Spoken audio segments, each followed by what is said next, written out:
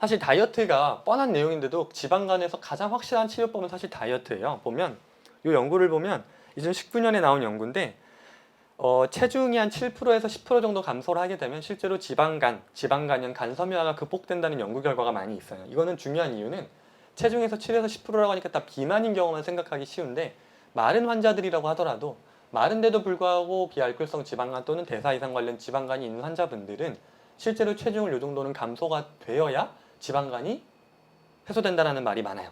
연구가 많아요. 그러니까 체중이 정상이더라도 내장 비만이 있는 경우인 거겠죠. 그래서 마른 비만, 마른 지방간 환자들도 체중 감량이 필요하다는 건데 그래서 한 10% 정도 체중 감량 얘기를 하는데 체중 감량 하려면 방법 같은 것들은 뭐 이런 것들이 있겠죠. 뭐 당연히 일단 총 칼로리 섭취를 감소를 하라고 많이 하고 특히 저지방 식품 그리고 저탄수화물을 강조하는데 그 중에서도 탄수화물 중에서 특히 과당을 주의해야 된다는 얘기가 많아요. 과당이 가장 그 간내 지방이 쌓이는 비율에 가장 많은 영향을 끼치는 영양소 중에 하나라서 연구 결과들을 보게 되면 고지방 식이를 했을 때보다 저지방 식이를 했을 때 그러니까 지방이 덜 들어간 음식을 먹었을 때 지방간 발생률 한 20% 준다 얘기가 있고요. 그리고 두 번째로 우리가 이 알고 있는 내용이죠. 운동. 일주일에 2번 이상 운동을 해야 돼. 그리고 최소 30분 이상은 하면 좋다. 근데 여기서 세 번째가 중요한데 제가 아까 체중 감량이 한 7에서 10%가 중요하다고 하니까 그럼 어떤 방법을 써서라도 내가 빨리 7에서 10% 달성하고 나면 지방간이 없어지지 않을까라고 생각하실 수 있는데 그게 아니고 오히려 너무 빠른 속도로 감량을 하게 되면 지방간이 치료가 안 되는 경우가 많고요. 오히려 또는 담석과 같은 문제가 오히려 발생하는 경우가 많다고 해요. 또 여기서 중요한 건 무조건적으로 속도 낸 빠르게 하는 감량이 중요한 게 아니라 적절한 속도로 감량을 해야 되는데 적절한 속도로 하면 기준은 한 6개월 정도에 거쳐서 한 10% 정도의 체중 자기 체중의 한 10% 정도를 6개월간에 걸쳐서 천천히 빼는 살 사실 저희가 EBM을 해보시면 느끼시겠지만 딱 이 정도 속도 아닌가요? 6개월 정도 자기 체중의 한 10% 정도 빠지는 이 정도 속도의 체중이 빠지는 게 이 지방간 치료의 가장 중요한 포인트라고 이야기를 하고 있어요. 그래서 이제 장내 미생물 관련돼서 장내 미생물과 지방간 이 축에 대한 치료 방법을 좀 설명하려면 이걸 다시 한번 정리를 해보는데 1번 이 장내 미생물 군집 불균형을 치료해야 되고 2번 이 장 투과성 증가가 된 원인들을 차단하는 게 이 장내 미생물 이용한 치료 방법 중에 하나인데 구체적으로 좀 살펴보면 장내 미생물 군집 불균형을 회복하는 방법은 여러 가지가 있는데 이런 것들이 있어요. 저희가 항상 강조하는 친화력 있는 식품을 섭취하는 게 사실 이래서 중요해요. 장내 미생물 같은 경우에는 내가 싫어하는 음식들이 들어왔을 때 좋아하는 음식들이 들어왔을 때 그중에 내 몸에 유익한 균과 유해한 균들이 서로 항상 싸우고 있는데 친화력 있는 식품들이 들어오면 유익한 균들이 막 증식을 하는데 반해 그렇지 않은 음식들이 들어오면 유해한 균들이 증식하기 시작해요. 유해한 균들이 증식하면 걔네들은 유익한 균들을 죽이면서 증식을 하다 보니까 내 몸에 이 장내 미생물 군집의 불균형을 일으키는 첫 번째 원인이 돼요. 그래서 친화력 있는 식품을 섭취하는 게 첫 번째 해결 방법이 되고요. 두 번째로는 우리가 먹는 식사들을 완전 연소하는 것. 식사를 먹고 완전 연소시키지 않고 바로 주무시게 되면 이게 장에서 머물면서 썩게 되겠죠. 그렇게 썩게 되는 장에서 나오는 가스가 또 이 장내 미생물 군집을 무너뜨리는 원인이 되기 때문에 지방간을 치료하기 위해서는 식사를 잘하고 식사 후에 꼭 소화시키고자 하는 게 또 중요한 방법이 되고요. 마음의 안정이라고 하는 게 사실 이거는 좀 제가 드리고 싶은 얘기가 많았는데 이 장내 미생물 관련 연구가 재밌는 게 장내 미생물과 뇌, 장내 미생물과 폐, 그러니까 내 몸의 여러 장기들과 연관된다는 연구가 계속 나오고 있는데 이 연관된다는 말은 뇌 이상, 그러니까 내가 마음에 어떤 생각을 하고 걱정을 하고 근심을 하는 것들도 이 장내 미생물에 연관을 끼치고 반대로 장내 미생물의 불균형이 또 뇌 내에 내 정신의 불안정을 유발한다는 그런 연관성인데 그 얘기는 좀 길어지니까 어쨌든 이 정도로 한번 해서 넘어가도록 하고요.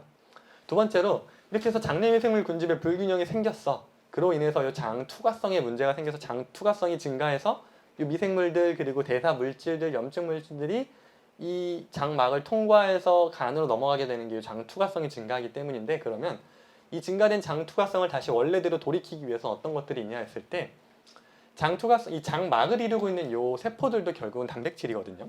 그러다 보니까 그 재료가 되는 위와 장 점막의 구성 성분이 되는 식물성 단백질을 충분히 섭취를 해주는 게 중요한 장 투과성 회복의 방법이 되고요.